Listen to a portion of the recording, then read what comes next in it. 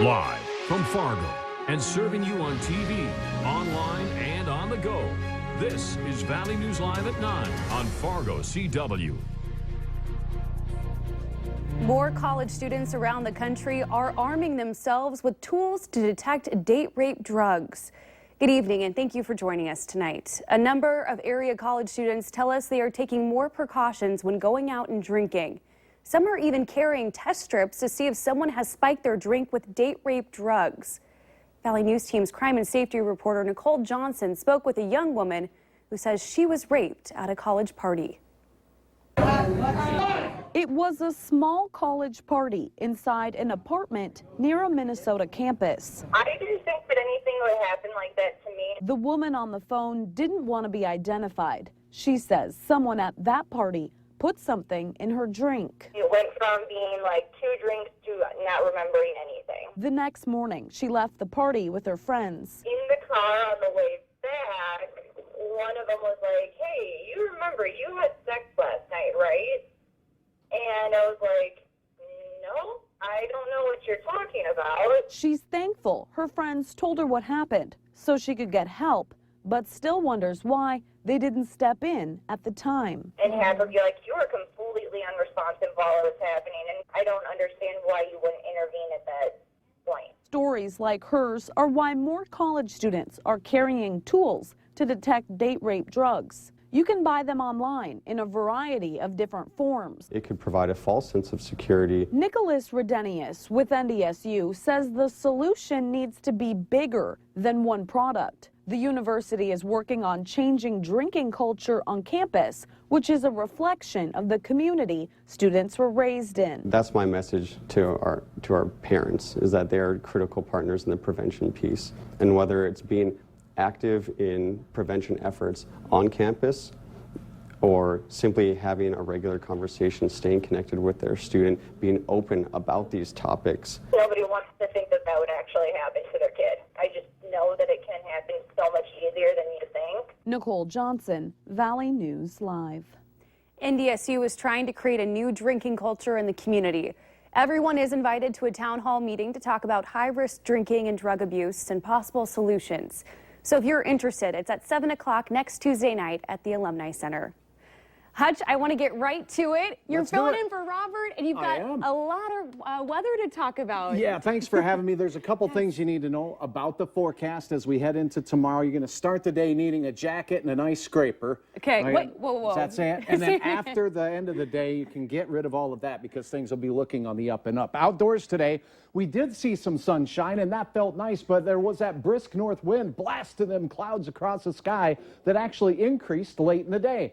Now, as we're heading to the late part of our day, temperatures are cooling off fairly quickly. Although a few clouds still lingering in Fargo, we still have 41 degrees. Your wind only 6 miles per hour. Yeah, we can handle that. Here's a look at peak temperatures today, only mustering 45 degrees. Once those clouds push back in the early afternoon, that was it for our heating, and only making it into the upper 30s for many locations of northwest Minnesota and the eastern third of North Dakota. Temperatures right now, woo-wee, 27 for Jamestown. It's cold. 25 in Aberdeen, so that's the coolest core of air off to the west, holding on to upper 30s in Lakes Country. Add in the wind, and we have wind chills that are in the 30s here. That's not so bad, but look at Bismarck. Frost scraper. Remember the frost scraper. Here's a look at what we have going on the radar. Very quiet tonight. All of the rain pushing way out to the east and the Great Lakes region. And actually, this cold air is not just here, but it's going to be as far south as Kansas tonight. Can you believe that, Christine? Kansas. They'll have freeze warnings there. As we go through the overnight, expect temperatures in these light blue areas to dip down into the 20s, including Fargo-Moorhead, but we'll start warming already by the time we're heading out to the bus stop. No, not hot. You'll still need the jacket. Low 30s almost everywhere and frost. But when the green is on your screen, that's a good thing because temperatures are rising to 50 degrees. That's warmer than our high today, already on your lunch break. And then in the afternoon, when the yellows start showing up on Hutch's map, that is a dandy good thing. Temperatures down in the yellow areas in the 60s, still in the mid and upper 40s in the far north. So here is a look at the afternoon and evening forecast. We'll start cooling quicker up north, but holding on to 40s for your Thursday evening plans. Hour by hour forecast, Fargo, starting out with the frost scraper, ending up pretty good though, maybe even some shades. because we'll see plenty of sunshine and not much wind from the south. Your hometown forecast shows 40s primarily up north and upper 50s to near 60 down south. A great photo uploaded on valleynewslive.com, by the way. That's Tamarack Lake. Here is a look at your planning forecast as we go through the next 7 days. It gets even better than your Friday as we talk about that. 69 degrees, but it comes with some wind. But at this point, we're not worried about a little wind in the forecast. If we could just see some near 70-degree readings, again, you get that on Friday, Christine. Big Bison game Saturday. There could be some sprinkles, but Hutch thinks those sprinkles will happen primarily in the northern valley, so not too bad. Again, a breezy day. Then we get back down into some cooler weather as we go through Tuesday with some rain in the forecast. It's a little bit of everything with this roller coaster of weather. It's little crazy. weather whiplash, I like to call it. I like that. Thank you, Hutch. You're welcome. The Otter Tail County Sheriff's Office has recovered the body of a missing man. 89-year-old Thomas Alsop was found dead just before 12:30 this afternoon. Deputies say he was about 2 miles from the cabin where he went missing. Extensive air, land, and water searches for Alsop have been conducted since he was last seen on Wednesday, September 28th. Alsop's body has been taken to the Midwest Medical Examiner's office for an autopsy. Through 2084, that's how long Fargoians could be funding the FM diversion project, according to the language on the ballot. And the thing is, Fargo voters will be asked twice to extend the current sales tax, once for the county and then once for the city. It's not a new tax. Again, it's just extending what's already in place. Voters we asked today didn't know much about it, however. You live in the city of Fargo? I do. Did you know that you're actually going to be voting twice to fund the diversion since you're a city resident? I did not know that, no. Nino, do you know that in the upcoming general election, you'll be voting to whether or not to fund the diversion here in Fargo? And what would that be? I'm not very informed on all that kind of stuff. We've posted the language from the sample ballot on our story online. Just click on this story at valleynewslive.com. Minnesota's Democratic Governor Mark Dayton says the federal health care overhaul is no longer affordable. Dayton made the critique of the Affordable Care Act today while addressing questions about Minnesota fragile health insurance market.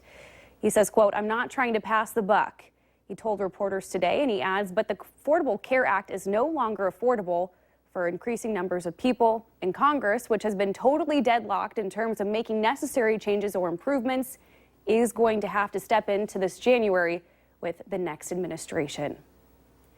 A man called our whistleblower hotline after dining out at the Peppers Sports Cafe in Fargo. He was alarmed after they ran his credit card and found that all of its information was on display. Valley News Team's Natalie Parsons spoke with other establishments in the FM area to see how they add up. Texas Roadhouse off 13th Avenue in Fargo gears up for a busy night. Customers keep rolling in, and the managing partner, Brandon Goebel, is doing everything in his power to keep them coming. We have between 5,000 and 6,000 guests that are here every week, so the biggest part of our restaurant is making sure they're happy and safe.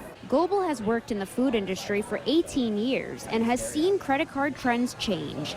Nowadays, when Texas Roadhouse runs your credit card, only the last 4 digits will appear on the printed slip.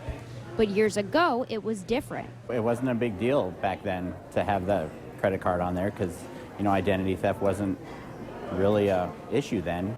I stopped by Peppers Sports Cafe for some food and to see what would happen when they ran my credit card. I noticed that on the merchant copy, all 16 digits of my card were on full display, along with the type of card and its expiration date.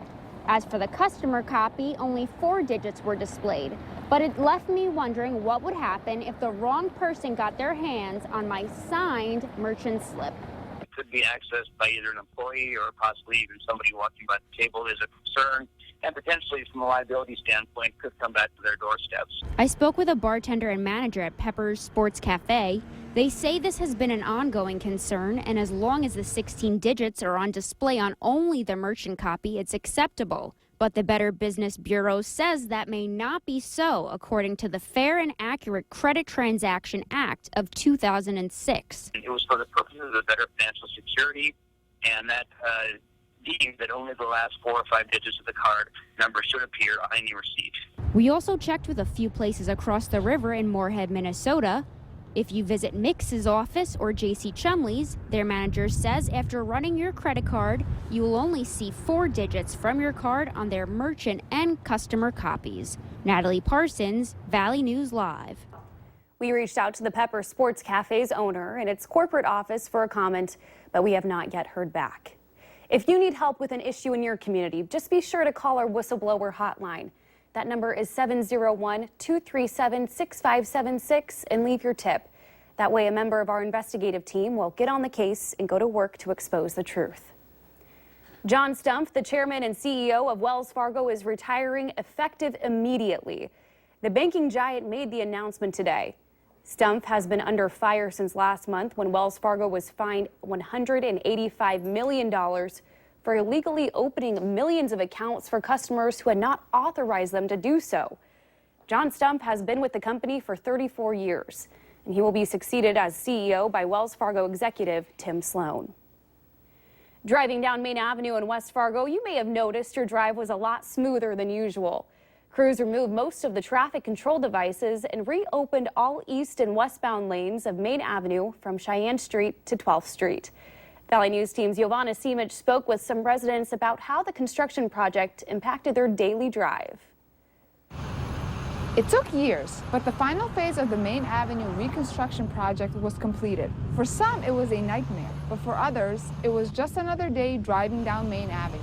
It's been a long process, but it hasn't been too bad. Getting down to single lanes, so the traffic was a little tough at times. Cheyenne was swamped, 12th Avenue was swamped.